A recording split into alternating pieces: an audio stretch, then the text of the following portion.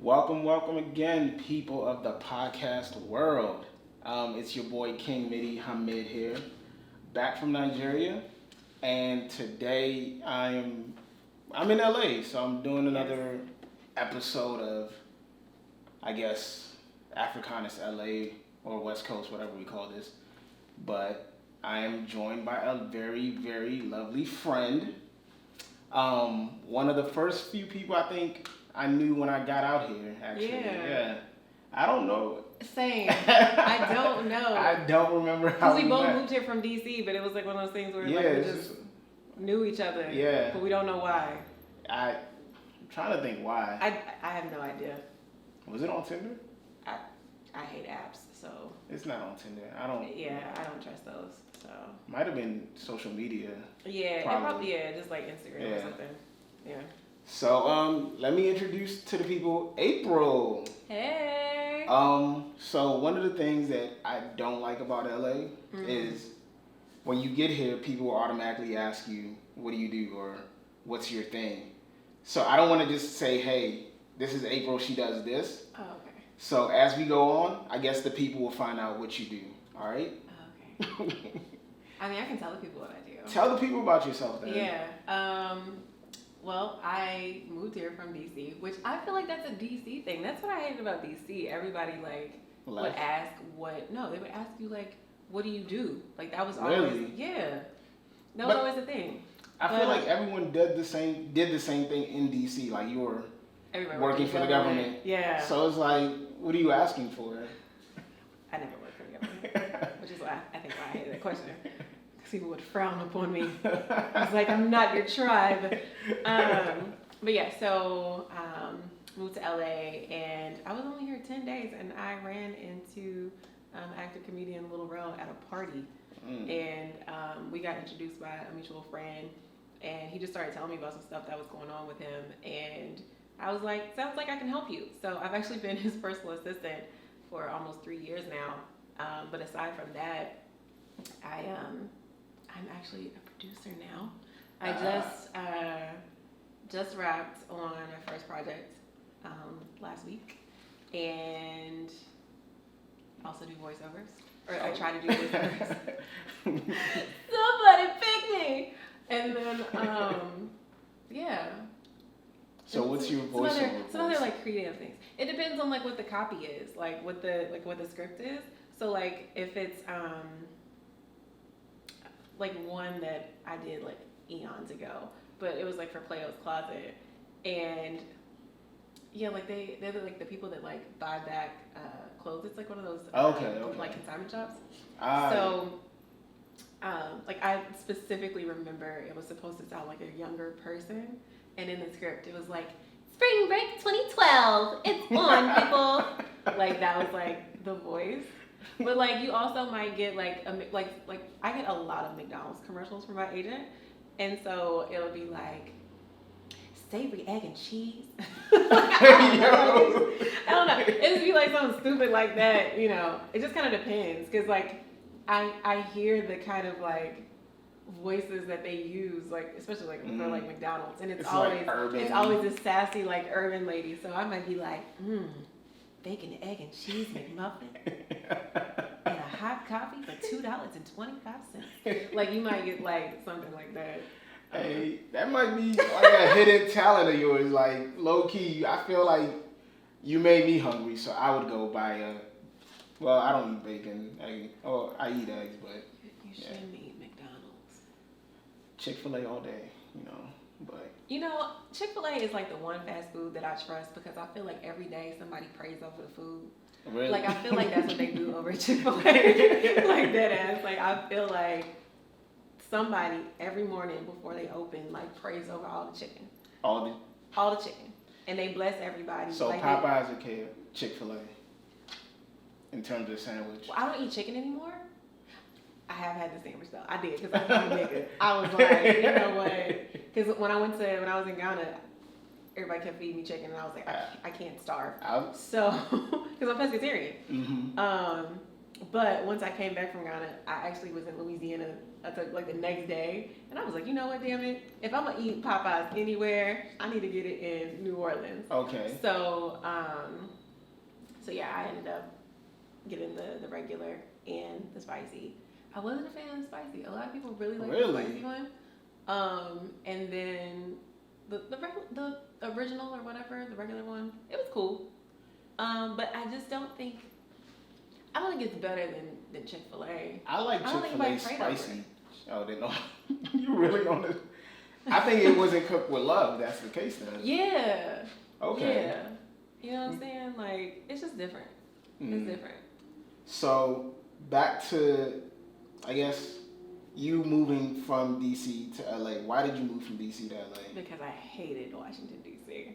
Wow. Yeah, it was not for me. I did a lot of like internal like growth there. Like that was really nice. Like I'm a better person because of DC. Okay. But at the same time, it's kind of like how like a relationship with like your parents. Like when you were little and they used to fuss at you and you were irritated about it. But like once you got older, you realized like, you know what, that was actually good for me. But I really didn't like that. I didn't like that thing that you did, but it was good for me. That's how I feel about DC. Like, it was good for me in a very like personal, introspective way, but I would never. And I feel like a lot of young black professionals love DC. That's why I was like, to hear someone say, DC's not for me, it's shocking. Yeah, no, I hated it. Would not recommend. Not even the day parties and the brunches? Now, to visit, sure. But Okay. to live, absolutely not. Okay. Absolutely not. What was the worst thing that happened to you in DC? The people. Oh. Damn. I mean, I just didn't. There was like a couple of people that I met that, you know, I still keep up with. But overall, like I feel like those people that I met and like know and love or whatever, they were the exception and not the rule. Oh. Yeah. Yeah. Man, that's kind of sad though. Damn, DMV. It's cool though. Cool. You're the first person I've ever heard say that, but. Yeah, nah. You know, like, 'cause everybody was like in suits and like serious, and I'm not like serious at all. And I felt like a lot of times like people didn't get my sense of humor because they were just like so uptight. Like that's just. I think for creatives, the creatives in DC are definitely like hidden. They're very well hidden, because it's like you conform to use your creative talents for either politics or like something government. So, right. And everyone ends up leaving to go to New York or come to LA. Yeah, I can see that. Like I have a friend that he was like very supportive with like the different like creative stuff that I like was saying I wanted to do, but then it would be like, you know, you could do that like at like the Smithsonian, and I'm like, who wants to do that at the Smithsonian? Like it wasn't my vibe. That's all. It wasn't my vibe. So like for me growing up in the area, it was like, all right, if I'm gonna do something creative, maybe I'd, you know, become a curator of a museum or something like that, or like work for a magazine or something, like doing cartoons. So it was always thinking like that as a way to be creative. Yeah. But I think now, at least from the people I know, the creatives that I know in DC and with the internet, they're thinking like globally now. So they're still doing what they want to do on their terms, not conforming to like, you know, try to fit it into the politics or the culture of DC. Yeah. So I think that's pretty cool for those who are in the area. So to move on, the reason why I did want to bring April on this podcast is because you was in Ghana while I was in Nigeria. Yeah, Charlie. Oh, you're here. Okay. So, what made you want to go to Ghana first of all? I mean, everybody was going. Like, I didn't buy my ticket until like Thanksgiving. How much was your ticket? Let's not talk about that. Oh, because I was gonna say like, and you got there like I think you were there before Christmas. No, I got there. I left LA the day after Christmas, which was a Thursday. Took a 16-hour flight to Dubai. Had a 12-hour layover there. Met some great, beautiful black women that were also traveling solo. And Yeah, so I spent the night in Dubai and then woke up, had to take an 8-hour flight to Accra. And then, so I got there that Saturday and then left that Wednesday evening. Oh, wow. Yeah. That's a very short trip. Yeah, it was super quick. But yeah, everybody was going. My friend kind of like peer pressured me into going. I like came across some like extra bread and I was like, I mean, I wasn't expecting this, so I can spend it and act like it never happened. And that's just kind of like what I did. But to me, from what I know, because I feel like since April of last year, or April of last year, we're both Aries too. Mm-hmm. So I know. But Gang. I feel like since April of last year, the tickets to go to Ghana this year were like already at the 2000s. Oh yeah, I definitely spent over 2, under 3. Okay. Considerably under 3. Sheesh. Yeah. Yeah. But it was. I mean, so it was a great experience. So overall, 10 out of 10 would recommend. Yeah. Okay, so that's the synopsis, the shorthand. Yeah. So what's the longhand? Give us the breakdown, because it was the year of return. Yeah. So I think Ghana had made a public statement saying, the president of Ghana made the statement wanting people of the diaspora to come. Right. Which was also a draw for me. Which was also a draw for everybody else going. And yeah. So I was in Nigeria and I was just visiting family and because I hadn't been to Nigeria in 24 years. So it's been a minute for me. So were you born in Nigeria? Yes, okay. I was. So for me, it was like, all right, let me go see family, see friends, and I had my friend, one of my homegirls was getting married as well. So it was like all these things to do, and I was like, all right, can I make it to Ghana? All right, I can't go to Ghana. And the tickets was like, not worth it for me to go. So I was just like, you know what? I'll plan Ghana another time. Yeah. So I'm trying to go back.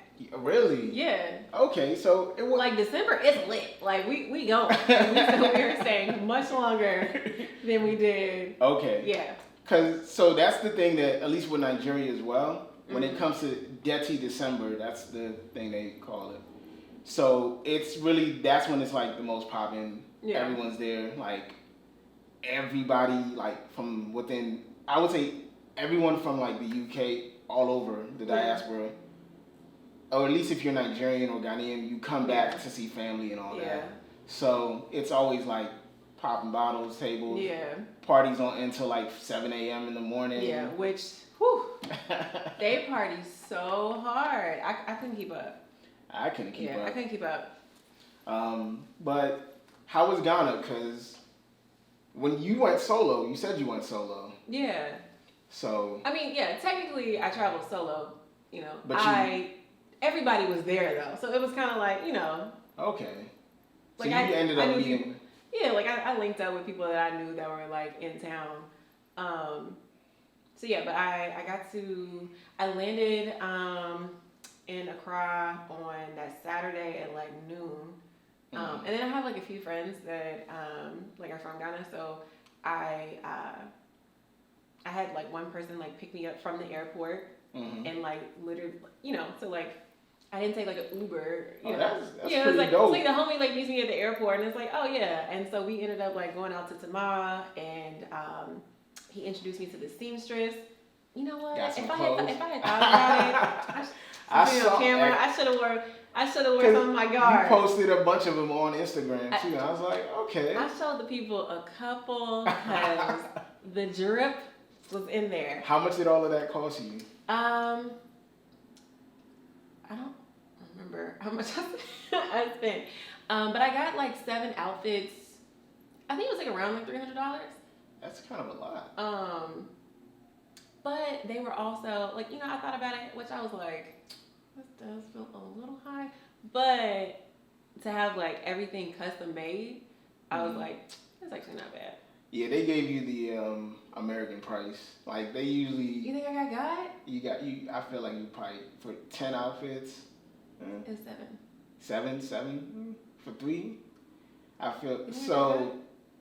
A little. They might have just hyped it up. I mean, I would say I don't know about Ghana specifically. Also, but you know what? The other thing too, though, I will say is that she rushed everything for me. Okay. That might also been part of it. Because like she was taking like 2 weeks to do people's orders, and she did mine in like 5 days. Okay. But when she like was done with my stuff, I like didn't have time to like ride back out to get there. And so they just my friend went and picked it up for me and brought it back. So that might have been part of the surcharge. It could be, because I'm thinking I had some clothes made, and I paid like maybe around like 20 bucks for one, and then 40 bucks for a couple. Yeah. So I think if on average 30 bucks, you might get up to like at least 200 for 7. Yeah, because I mean, like you're talking about like top and bottom. Yeah. You know, so. And I mean, I don't know the thing is, I'm all for supporting black business, and you never want to argue with, someone's prices. Yeah. But I feel like when you're you kind of have to do that sometimes because they almost like it's like an American tax or something like that they add on it that they wouldn't charge someone who lives there. True, but I ain't even totally mad at that. The game is the game. Yeah. All right. You know what I mean? Like, it wasn't, like, I didn't feel bad about it. Yeah. So. Because you think, in your mind, you're still, like, the value of what you're paying and what you're getting, it's still worth it for you. Yeah, because if I came to LA and asked. You're not getting that at all. I would have spent $300 on just one. Yeah, so I'm like. So, trust me, because like the Ubers, I was like, Uber everywhere. Uber everywhere. And like it wasn't, like I was throwing them CDs out like $20 tip, $20 CD tip, because I'm like, it was like $3. Yeah, so I'm like. But the thing is, I always feel like it adds up. All that stuff always adds up, but. I don't know. I mean, I wasn't there long enough for it to really like make a huge impact of like adding up, I guess. But yeah. I mean, and did you? So you went out, right? I did. I tried. How was the nightlife for you? This sounds really bad, but I want to say exhausting. I could not keep up. Africans party like way different, like.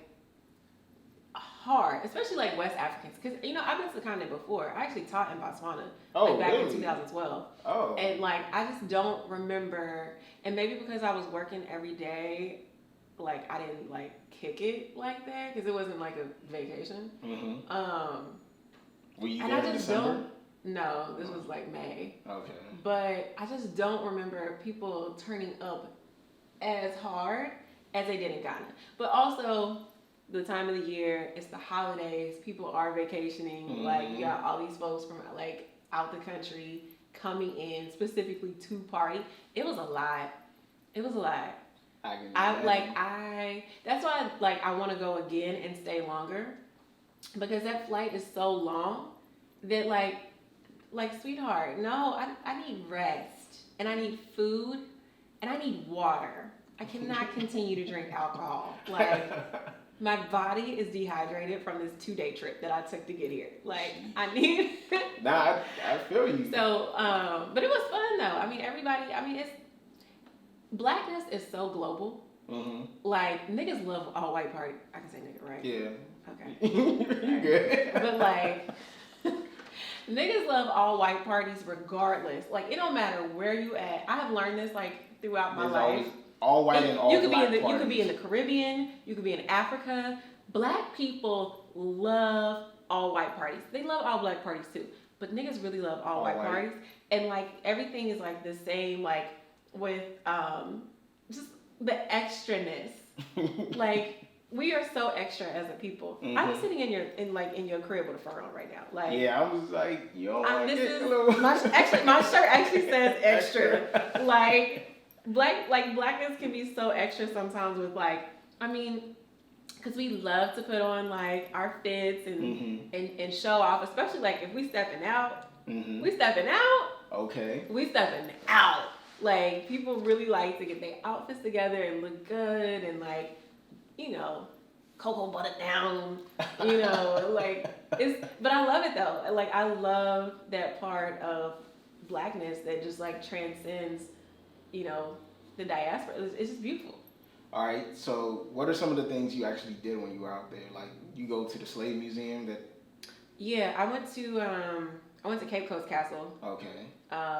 So yeah, I actually, my friend knows like a radio host out in Accra, and she was like hosting a tour, and so we rode out to, first we went to, what's the jungle? I've never been to Ghana, so... Kekum Park. Kekum National Park. Okay. So they have these, I don't know what you call them, these canopy walks? Canopy walks. I did that in Nigeria in the too. jungle. Okay. So like we went and did that, and at first I was like really kind of nervous because I was like, ooh, bugs. Like I just don't do nature like that. But then once I got out there, I was like, oh my God, this is so beautiful. So that was cool.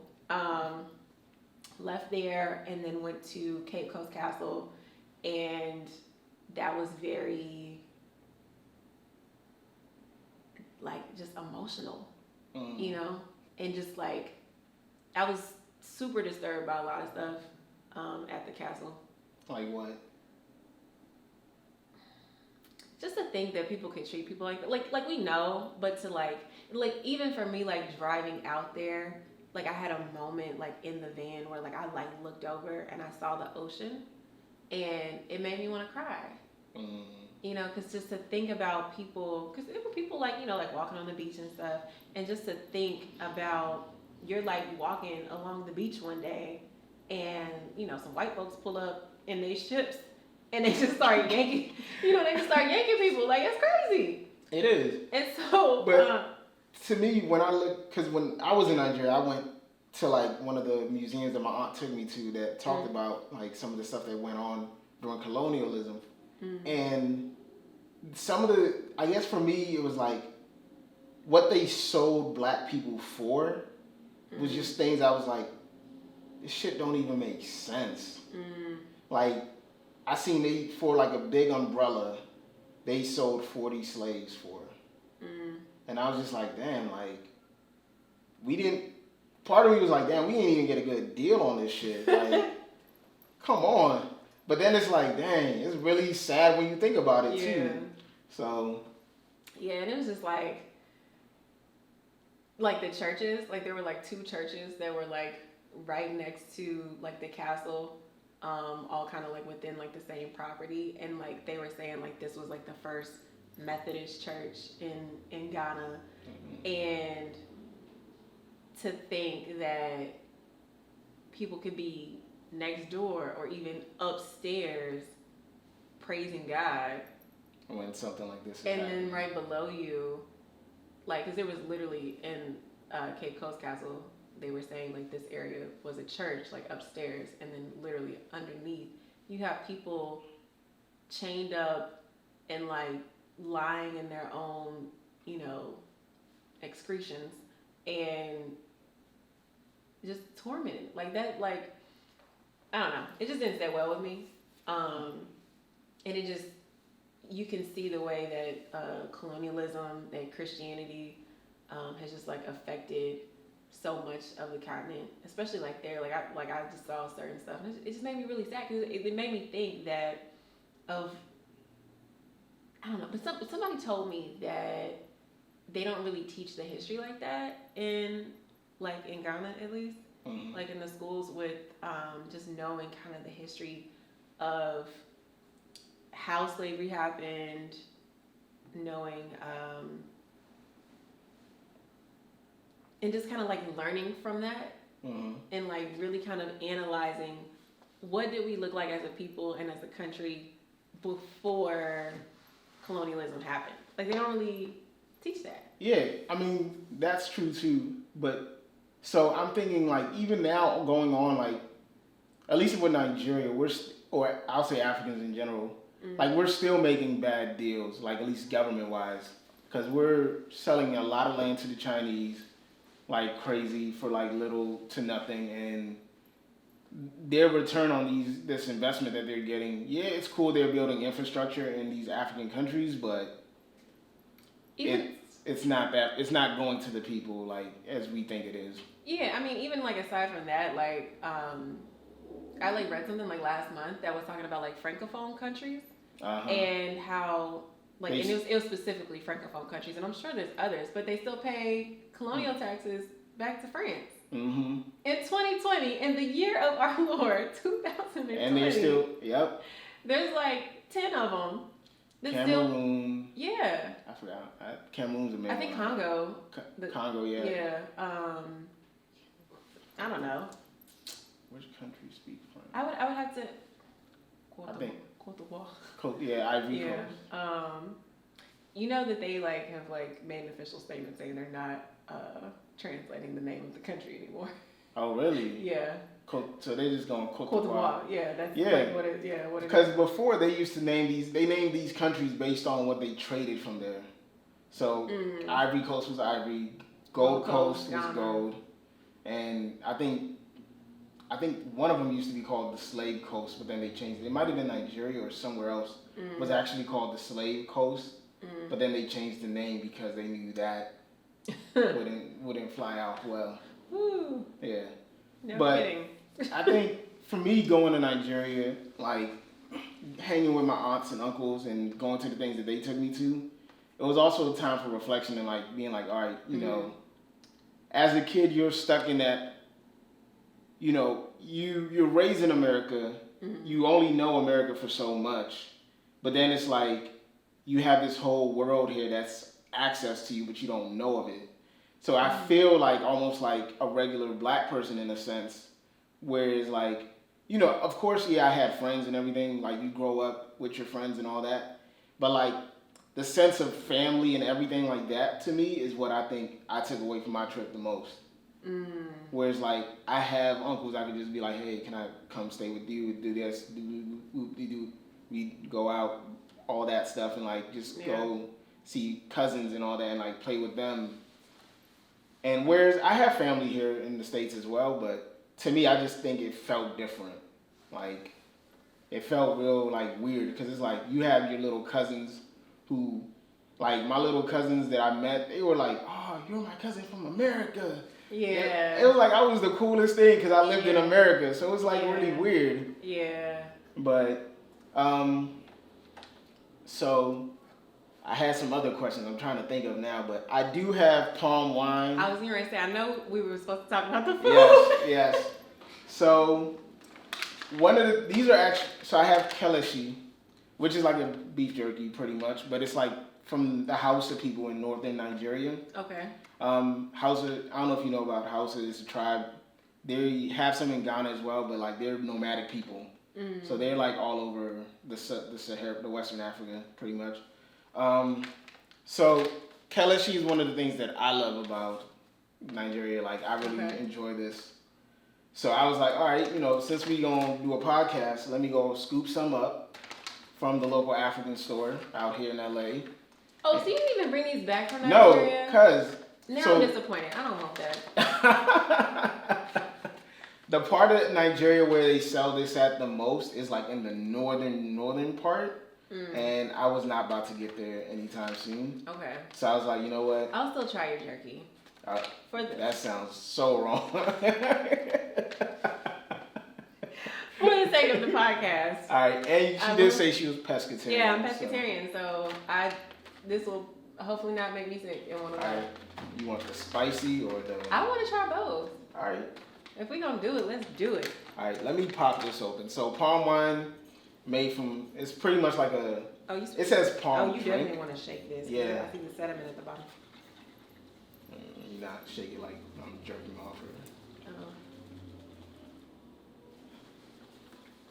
Yeah, shake can it. Y'all hear that? I'm so into this like ASMR mukbang mashup that we're doing. Now this is like where it's getting exciting for me. I don't think mine is doing anything. I've never had palm wine either. But I love it. I actually love it. So, but this is supposed to be like a Nigerian drink, but on the back it says this brand that I cannot pronounce, Nukulinu. Yeah, I'm not gonna give it a chance either. Nukulinu brand is tapped exclusively from Ghana. Yeah. Ghanaian palm Ghanaian leaves. palm trees. So palm wine is a West African thing, I think, altogether. I think there might be some people who make it in the Caribbean as well. It's where you can find palm leaves. So I'm sure because the things that Black people do, they do them everywhere. All right, how's yours? There's so much. I think mine's pretty good.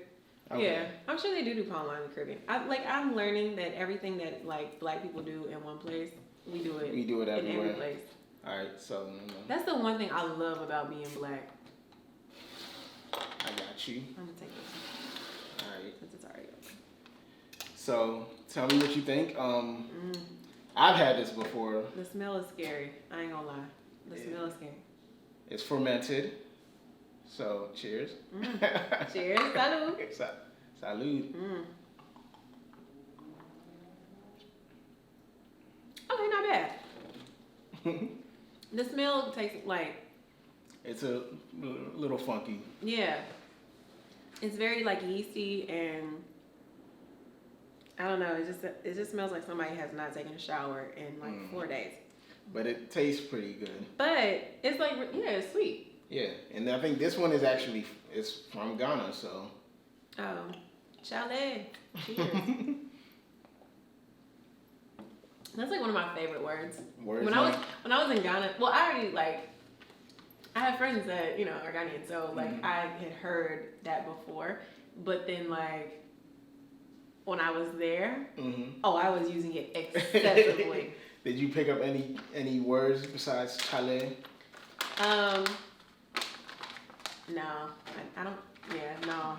Nobody taught me anything.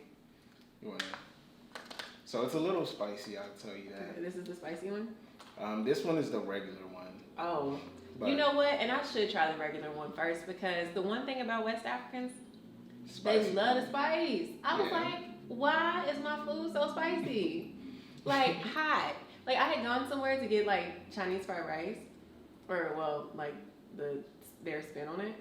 And, like, I could barely eat it because it was so spicy. Oh. Get into your ASMR. Okay. Whew. Yeah.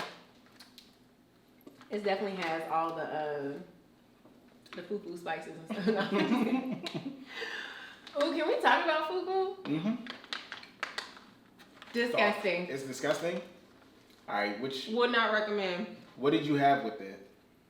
Some nasty ass goat soup. Okay. It was not good. I feel like this is all I should eat though. I need this piece back.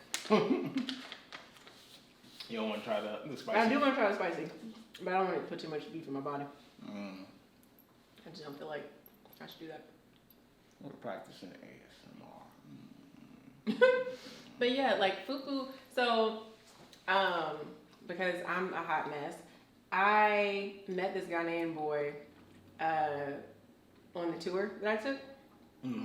And like by the end of the day, like we were talking, and I was just telling him about all the stuff that I wanted to do in Ghana, and I'm like, I want to go. I want to be where the people are. I want to see. I'm eating fufu. That Little Mermaid? Yeah. Okay. And so he was like, I get off at 12, pull up tomorrow. Really? Yeah. And so I met this stranger at his job, and yeah, but very friendly. Find your Prince Hakeem. Very friendly gentleman. But yeah, so, right. I was trying to convert with one, but yeah. So I ended up meeting up with him after he got off work, and he took me to Mercola Market, which is like the big market in Accra, and like there was a lady sitting on the sidewalk pounding out some fufu. And that's where we went, in this like little like tent of a restaurant. He took you to like the local spot. The local. I got the real deal Holyfield. Okay. Yeah. I could. I can see why. I mean, I think so. For me, when it comes to like those kind of foods, pounded yam and the swallows, that's what they generally call it. Oh, they call them swallows. Yeah, because you just swallow it. I didn't know that was a thing. I didn't know until we got there. He was like, "Why are you chewing the fufu?" Yeah. Because I chew my food. So that's the thing. Like the soup is supposed to help you just kind of swallow it. It's okay. It was no. I wish I had known that they just don't believe in chewing their food, because I probably would have been like, not for me. No, it's only swallow that they kind of just. You still chew your food like you still chew everything else. Like you're not swallowing chicken whole. Like. This is true. I did have some really good kebabs. Okay. Had some really good kebabs, but I didn't know about the swallows. Okay. And then I got there and I was like, WTF. And the goat, somebody told me that the goat soup that I got was like the wrong one, because it was like super tough. And then he was making fun of me. He was like, you have milk teeth. Milk teeth. Milk. Sorry. That was probably a really bad African accent. No, he was saying that because I was complaining about the meat being tough, that like I had baby teeth. Oh. Yeah, and I was like, I know what you mean by that. I wouldn't like the meat. I was gonna say, so I wouldn't like the meat tough either. But there's a really good spot in LA that I could take you to that has good like pounded yam and egusi, which is another type. And I never got any of that. So that's a more Nigerian dish. Oh, okay. So, in terms of Ghana, I've never had like some of their other like swallows, but Kenkey is one of them. Kenkey. Yeah. I think I've had that. It almost tastes a little like this, but no, it smells. Don't. The one I had kind of smells like fermented a little. The wine, well, in smell. Okay. But this wine tastes way better than Kenkey. Woo, baby. What did you get? If I didn't like the fufu, oh my God. You didn't like the Kenkey. So it was the food for you. Yeah. I'm about to take one of these too. So this is the spicy kilishi. I like the spicy even better. Yeah, it looks like it has more on it. It's a little darker. Yeah, it's like super flavorful. This to the camera.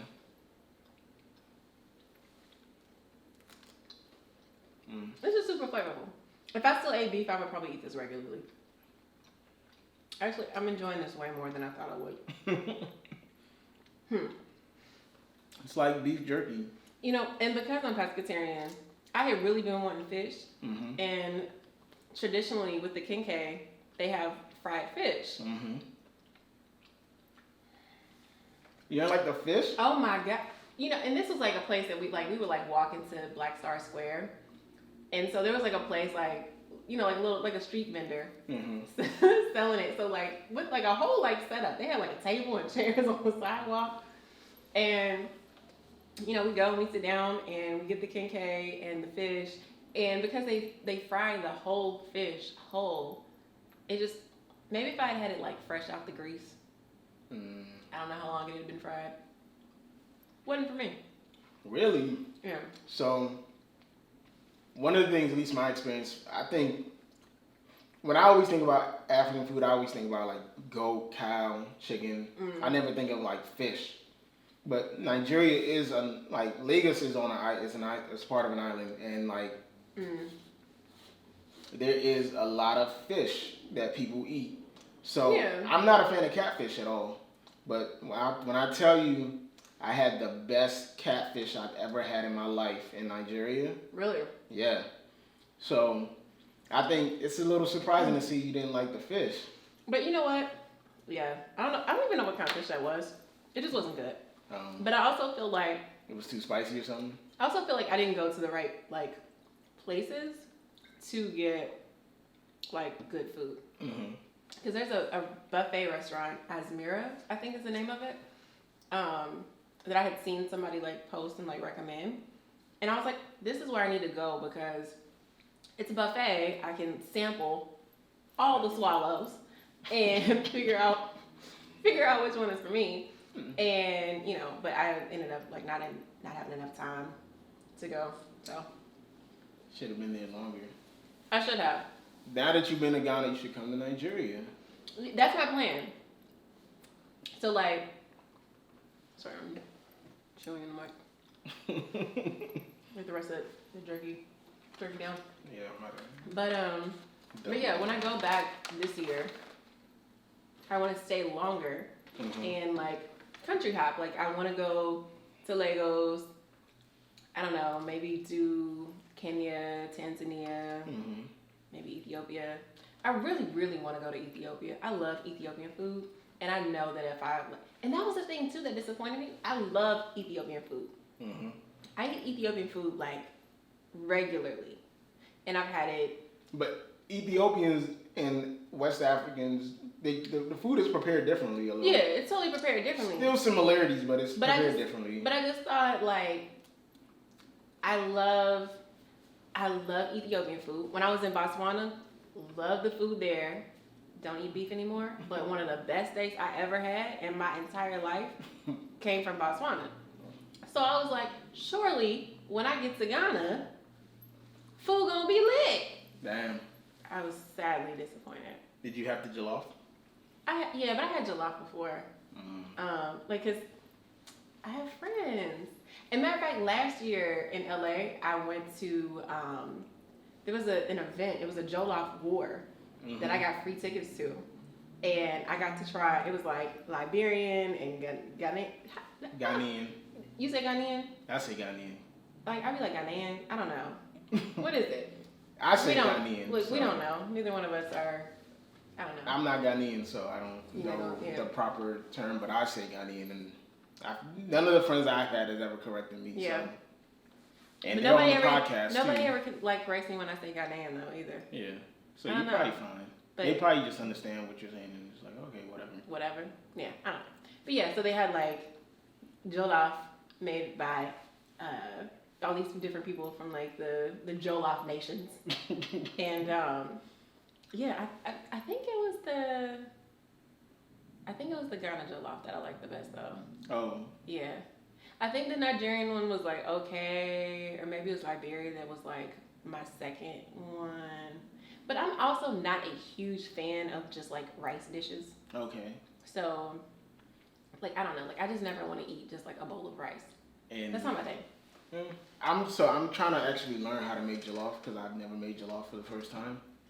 So I think one of the things I'm gonna do within the next few weeks is actually try to make jollof rice. So. Just FaceTime your mom and be like, hey. Oh, I've done that before with other dishes. Be like, what I do? So let me see, because I did have some other things I wanted to talk about with you specifically. Okay. Well, I think you ran through a lot of these things already. Slavery colonialism was one of them. So I know like a lot of times you see, on Twitter at least, African Americans and Africans going at it, talking about, I think the last thing I saw recently was some guy had said black women would never be, African women would never be as beautiful as black women. I was like, this redundant, but kind of. It's like, I get what he's trying to say. I don't feel like redundant is the word that I'm looking for, but it was like black is. They're all black no matter what. So it's like, how can you say, and that's one thing I'll say at least, like, being in Nigeria, there was a lot of beautiful women, so. Yeah. Hey. Yeah. Yeah. It's a very ignorant statement to make. Yeah. In a number of ways, because like we just said, they're both black. They're both black anyway, no matter what. No matter what. But then also like, because wasn't it like a black guy that tweeted it, or at least like the picture was black? It was a black guy. Like he needs to get on Talkspace.com. Probably find him a therapist for how we live today, and figure out what that like self-hatred is that's going on deep within. Think there's a lot of people who do things nowadays just to troll for the sake of trolling. Oh yeah, that too. So to me, when I seen that, I was like, yeah, I'm not gonna give this any attention. Scroll past it. Yeah. And then I started seeing more of it. I'm like, all right, so this is actually now becoming a thing. Yeah, I don't know. There's a lot of there's a lot of ignorance and self-hate in the world, and I also think the very sad thing that happens with like Black Americans, like you actually, you know what? And I didn't say this point when you asked me like why did I want to go to Ghana, but I made a note to myself last year that I wanted to travel more to the continent. Okay. So it wasn't like Ghana specifically, but like one of my homegirls, we were having a conversation one day, and she was talking about like, I don't know, maybe it was like something like online or something, but it was like, you know, what are 4 places that would be your like top destinations to travel to? And she had like Bali and Italy and like, you know, like places that people like go, Thailand, whatever. And not one of like those like 4 or 5 countries, whatever it was, Right. was an African country. And I was like, you don't want to go to the continent? And she was just like, oh, like I hadn't really Never thought about it.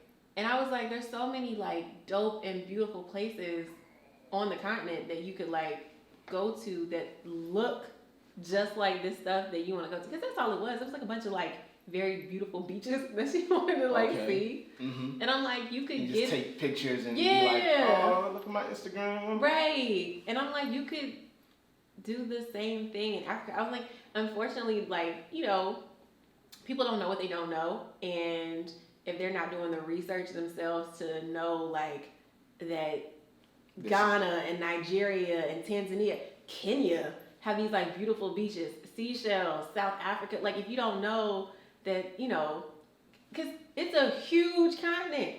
Mm-hmm. Surrounded by a lot of water. There's a lot of beaches in Africa. Yeah. A whole lot of them. Lit, popping, cute, clean, with 5-star resorts. But people don't know that they exist, at least in the States, a lot of times. Because, you know, they're not seeing those images. So I wanted to make a point of traveling to the continent and kind of like being able to like post stuff so like people that know me or follow me or whatever could see like something different. Okay. Yeah. One, your friend that posted it, did she come? No. She didn't go? No. Okay. Second thing is, dang, I just lost my train of thought. Wow. This really happened just now. Dang, you talking about the beaches. Fuck. It's all good. But, dang, I really, okay. It wasn't that great of a thought. Don't worry. It was like a good question. I feel like it was a great question to ask you and everything too. Hey, I'm really mad at myself now. But like for me at least, I didn't really get to go to the beaches that much when I was there because I was again family hopping from one place to another. Right. But I think this is what I was leading to. God, I just got my thought back. Okay. There is a lot of like growth going on in the continent itself. And I think because of social media now, it's easy for people to kind of notice what's going on. Yeah. Because I didn't expect, when I first read about the year of return, I was just like, oh, okay. Like I seen last year when it seemed like a lot of people had gone to these African countries, West Africa. Yeah. And like a lot of celebrities were there. So I was like, oh, okay. Like Boris Kojo had posted that he was there. And he's half Ghanaian, so... Oh, really? Yeah. I didn't know that. Yeah, Boris Kojo's one of the Ghanaian names. Huh. So, like, to see him put it out there, I was like, oh, okay. And then, like, once they announced the year of return, and then to see more people, like, start talking about it, and I was like, oh, this is actually a thing. A thing, yeah. And it was like, I think I saw Ludacris get his citizenship. Yeah, at one of the, I don't know which country. Yeah, his wife is from one of them. She's from one African country. I don't know which one. Don't hate me. Don't shoot the messenger. Yeah.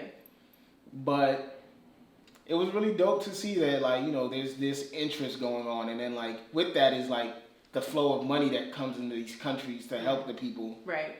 So, like, one of the things that has been at least blowing my mind since I've been back is that apparently by 2050, Nigeria is expected to have it's expected to be the third largest have the third largest population in the world. Okay.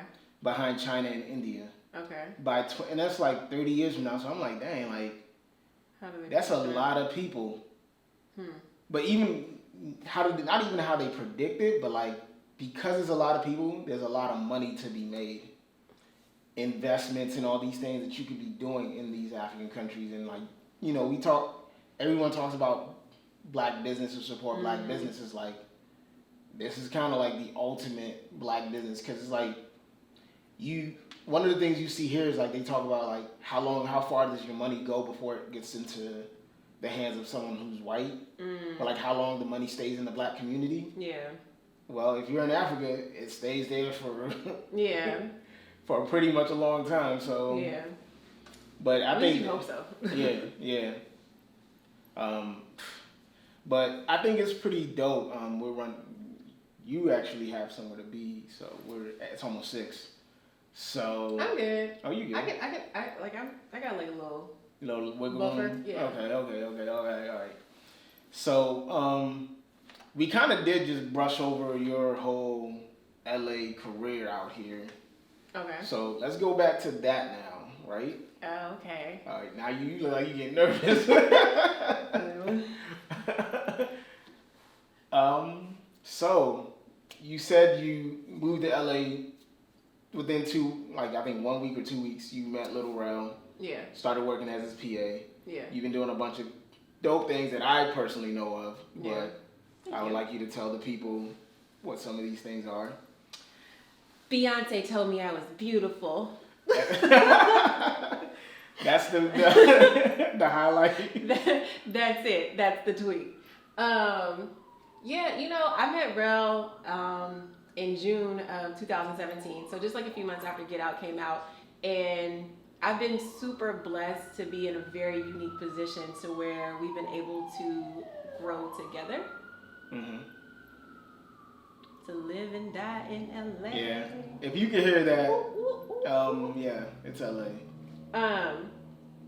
But yeah, I've been super blessed to be in this like very unique position to grow with him because a lot of my firsts were his first, and including Jay-Z's first Oscar party, the gold party, where Beyonce told me I was beautiful. But yeah, so we've been able to grow together, and like now, actually, I told you like I'm a producer. I don't know why I did like air quotes. Like I really did produce something. Imposter syndrome. Imposter syndrome. But yeah. So my friend had written a script last year, and she hit me up and was like, "Are you interested in producing?" And I was like, "Yeah." So we started like looking for investors to support the project, and I knew that I could come to him and ask him to like help support it, but then he actually like funded like 99.9% of like the project. So that was really dope, very cool. And because of the work that just occurred, we had started having conversations like a while back, but like especially now, like with the conversations that just occurred, we're having more conversations about relevant productions and what that means moving forward, and like not it just being a name, but like a legitimate production company, and what my role in that would be, and transitioning out of the personal assistant role and taking on different greater responsibilities that I moved to LA to do. So yeah, it's been very dope and very cool in that way. And then I'm just looking forward to like creating more in LA because of my situation of how I got into the business out here. Like I kind of did like 3 steps backwards to do like 10 steps forward. But I feel like your story is like you start from the ground up. You learn the basics. You do the grunt work, almost like an internship at Def Jam or something like that, and then now you're on your way towards becoming the executive or something. Yeah, I mean, I like that perspective. I do.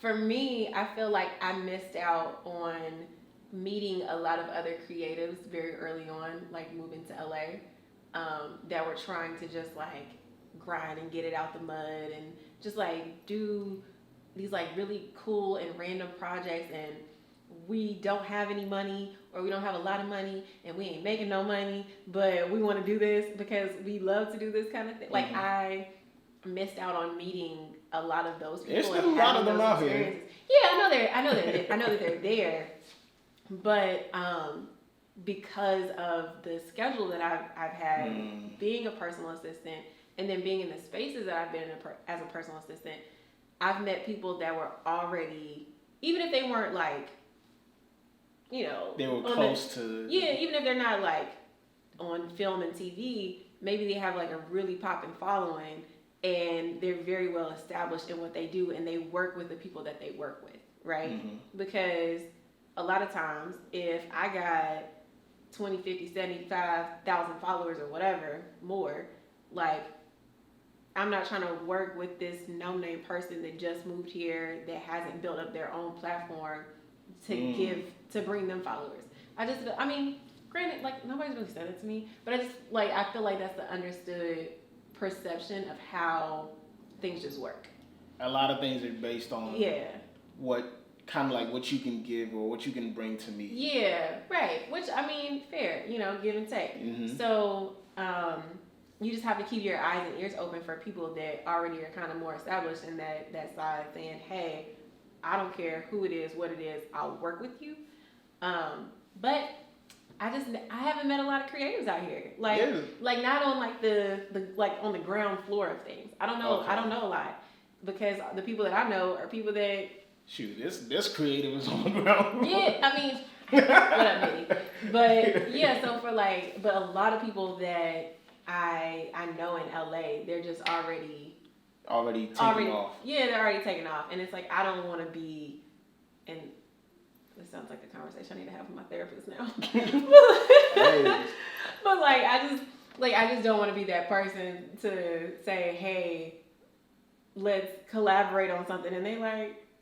For me to bring my 500,000 followers over to you, like, you know, like, I don't know, it's just... They probably want the proper channels of working together and collaborating. Right, and like, yeah, so, anyway, because of this, like, very unique position, I've been in a place to see how things can work or are supposed to work, and then I also have a lot of people that I can consider mentors, and can go to them to ask them, like, their opinion and perspective on stuff, but... I don't feel like I know people that I don't know a lot of people that I would create with at this level. I'll introduce you to some. Yeah. Some that are still like ground, but not like ground. Yeah. And it's like, because a lot of the creatives I know are still based in the DMV.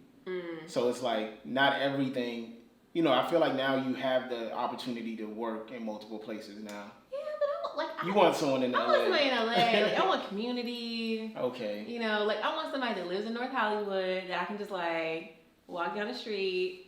Be like, hey. Hey, what's up? Like, what we doing today? You know. But that's what I like about... That way I don't got to get on a dirty-ass train to come downtown. That's what I love about downtown LA. Because it's like all the little photography studios and, like, you know, these little studios you can rent out to shoot in and shoot films or, like, anything in.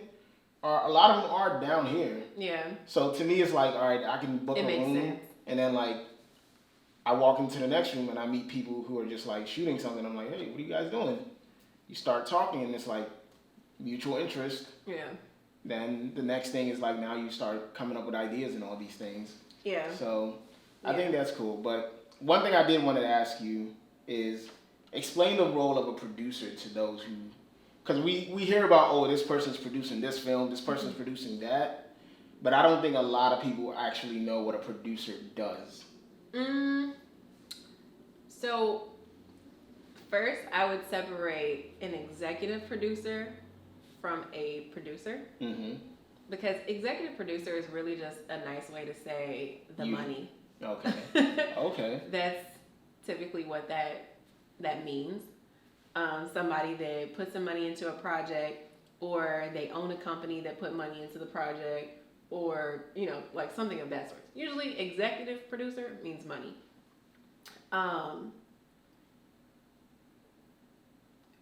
Or they can definitely call, like, they are the final kind of like say so a lot of times. because like Rel was like the executive producer for his sitcom, but like Fox paid for it, but like because he was the creator of the show, and then also depending on what attorneys you got and agents and who's working out your deals, you know, that's a whole nother thing. Shout out to you, because I actually came and sat down on one of the tapings of the show. You did. But then like the producer category, it's kind of like another name for like project manager. Okay. You know, like that's like the person that makes everything happen. You know, that's the person that is going to make sure that there's a crew there. That's the person that's going to make sure that, like on this very independent project, you know, there were people doing mini hats. So you might also be, doing locations and casting and all these sorts of things, which producers usually go through, like, they approve stuff. Mm-hmm. But a lot of times, like, that stuff is, like, delegated to other people. But the producer is the person that finds those people and makes sure, depending on what level you're at, right? Mm-hmm. Because, like I said, this is a very independent project. We don't have the money to delegate somebody for locations. Okay. We are finding the locations. You're wearing many hats. Right. But then, like, if this is, like, a multi-million-dollar project, then there's a producer that hired somebody that works specifically in locations to go find areas that, like, if you're not like on a set, or not like a set, but like a stage, you know, you're on location, like, well, I don't know. There's the things I don't know who's listening, but like, I don't know where all y'all based at. Probably a lot. We have a lot of people in DMV, but like, you know, like it's if you've ever seen, we got Bams in Hong Kong. Really? Yeah. But you like if you ever see like somebody shooting at like Starbucks, that's like on location, right? Mm-hmm. And so there's somebody that would specialize in finding that specific Starbucks, making sure that you guys could film there, and like knowing how just like the property would be set up for you to be able to shoot it. Yeah, and like what the stipulations are. Like they would go and like find all of that stuff. Okay. And that's one thing that I never knew until I got here, where I saw like producers actually like, all right, getting like police officers for security that's gonna be around the place, and like the licensing, or if there's any like licensing fee that needs to be approved or stuff like that. And you know, you could actually list like your apartment on like the California Film Commission somewhere or another. Like if you wanted to like use your apartment to have like allow people to film here, like especially like because I know somebody who does that. Well, I have a friend that's a producer on one of those MTV shows. I feel like it's Catfish. I think he works on Catfish. Okay.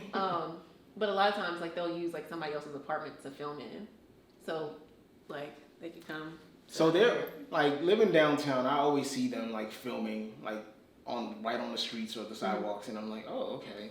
Like you always think like, oh, they're filming something, and it's like this big blockbuster movie that they're filming, and it's like, nah, they're just filming a commercial. Yeah. It's probably like 30 minutes. Yeah. Or 30 seconds. Yeah. But like in your mind, you think, oh, there's a lot going on here. Mm-hmm. It's like, oh man, it's so cool. Yeah. But it's like, so I think that's one of the little misconceptions I had about things that go on, or how LA Hollywood life works out here. Yeah. I mean, and there's certain, like, I have seen scripts that are still just sitting that, oh, this was supposed to go in production, and it hasn't.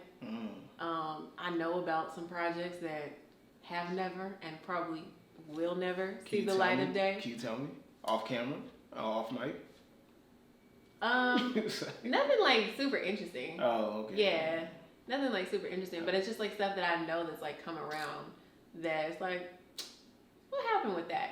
And I know some people that work in the industry, like, they don't announce stuff until like they've either gotten into production or like when they're done, because a lot of times you'll announce stuff and nothing ever comes of it. Literally and it sits nothing. In production now. Yeah, it's like what happened with that thing that you were supposed to do? Like, oh. Mm-hmm. Yeah. Like Idris Elba being James Bond. Yeah, exactly. Like you'll hear like rumors about stuff happening, and then like there was probably definitely like meetings and a script and all this stuff, but nothing came of it. Nothing came of it. Yeah, which could be for a number of reasons. Yeah. So we are running a little bit low on time now because I'm being mindful of April's time. thanks, Mitty. So before we end this, 2 things, right? Give people your social, where they can find you at. I am. If you want to. Yeah, I'm at April _Riles, RILES, my last name, on everything, Instagram, Twitter. Cash App. You know what? My Cash App. What is my Cash App? Look, for the zaddies out there that might want to send me a little something for the 2020. Look, you actually got me really like looking. But, because I know right. You know, because there's no underscore. It really just is like my name, April Riles. I'm going to put it like right under somewhere here since we're doing a video. That's so funny. But yeah, I'm April _Riles on everything. And thank you. No problem. Yeah, I don't have like a website or anything to shout out right now. It's all good. Yeah. All right, so the way I kind of want to end this off, or at least what I'm thinking I'm going to do, is karaoke. Okay. Since you're the guest, you have to pick a song. Are you going to rap this with me? If I know the words, I would do it with you. Okay. If I don't know it, you're on your own. Well, that's not like fair. Say the song and I'll be like, all right. I was about to like hit you with like some Meg Thee Stallion, but if you're not going to do it, it's not as fun. I don't. But go ahead and do your thing. Don't let it. Well, do I get like music? Last night, I actually had like a whole karaoke session in the garage because Whitney Houston came on. And I was singing. My favorite, I Have Nothing. Boom. If I should stay, I would only be in your way. So I'll go. I need the words. Oh, really? I'll think of you every step of the way.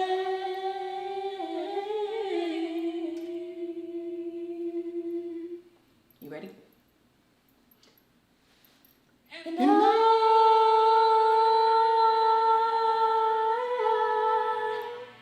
will always love you.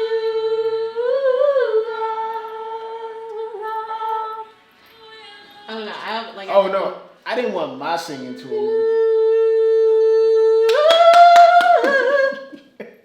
All right, I don't know what copyright issues we gonna face, but oh no, we good. I think as long as it's under 60 seconds. That's what I was thinking too. So we're good. Thank you, April, for coming. Thank you. This was fun. Chale. Do y'all say that in Nigeria? Nah, I didn't think so. Not that much, but lingo's now like with internet and everything. Lingo's kind of mixed around. So there's like a bunch of things that everybody uses. Yeah. So I need to start using Chale in LA and just confusing people. Oh, they'd be like, where is she from? Meet some Africans, they'd be like, oh shit. Okay. Yeah, they'd be like, hey, what's up? Oh. Hey, mommy. I'm surprised nobody came up to you in Ghana and was like, I want to marry you. Oh, they did. Oh, okay, somebody did? Oh, yeah. There's somebody in my DMs right now. Oh, baby, I love you so much. I'd be like, yeah. But you know what's so funny? Like, sorry, I know we like rapping. But I told you, like, when I was in Botswana, so, like, this dude that, like, approached me in Ghana, I was like, I told him, the last time I was in Africa, I was in Botswana, a man told me that he would kill a beast for me. He didn't specify what the beast was, but he said he would kill a beast for me. So, therefore, if you want my love and attention, you have to come with something at that level or like higher. I mean, typically your bride price would have some animals in it. I feel like it should have a lot. Yeah. No, it depends on what your family, I'm popping. Your family goes and says, we want like a goat, a cow. We want 100. We want Noah's Ark out this bitch. Okay. Okay. She got that fancy box. Hey, all right, y'all. Thank you for watching. If you're watching on YouTube, thank you for listening. If you're listening on Spotify, iTunes, SoundCloud, and Google Play, thank you. We're out. Right.